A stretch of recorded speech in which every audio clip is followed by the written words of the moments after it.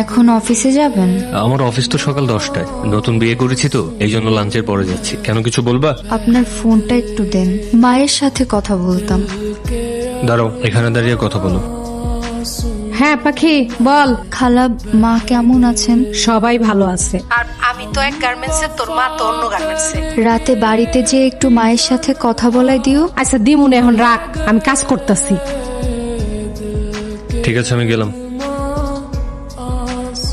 Office থেকে আসতে এত দেরি হলো যে? জরুরি মিটিং ছিল। কেন, কিছু বলবা?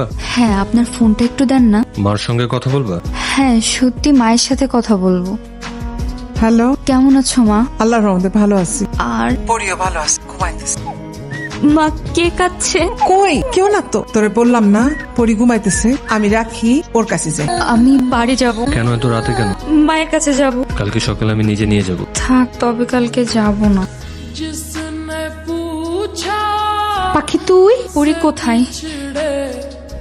জামাই বাবা আপনি? আপনি তুমি না বলে আমাকে এ বাড়িতে এলে কেন? আমি নিজেই তো তোমাকে এ বাড়িতে নিয়ে আসতে চেয়েছিলাম, তখন তো বললে তুমি আসবে না। হঠাৎ করে মায়ের কথা মনে পড়েছে তো, তাই চলে এসেছি।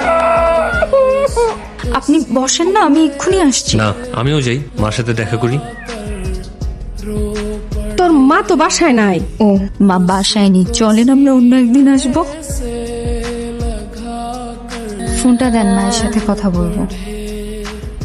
মা, আমি আর সহ্য করতে পারছি না। পরি কই মা? আমার পরীকে চাই। আরে চুপ কর, জামাই শুনলে সংসারে অশান্তি হইব।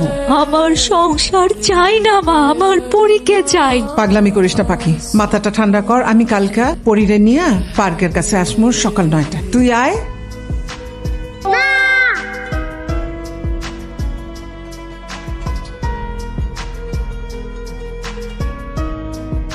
অনেকক্ষণ হয়েছে পাখি, অন বাড়িতে যা। আমি যাব না, আমি পরীকে নিয়ে থাকতে চাই। আমি তোমার জামাইকে সব বলে দিতে চাই। এতে সংসার টিকলে টিকবে, না টিকলে নাই। টিকবো না পাখি, আমি মাঝে মাঝে পরিরে নিয়ে আসমু। আমি যাই, আমি আবার নিয়ে আসবো, আমি আবার নিয়ে আসবো।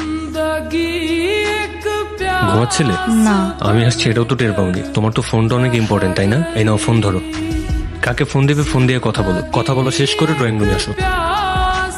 মেয়েটাকে চেনো? চিনি। তোমার কি হয়? আমার মেয়ে।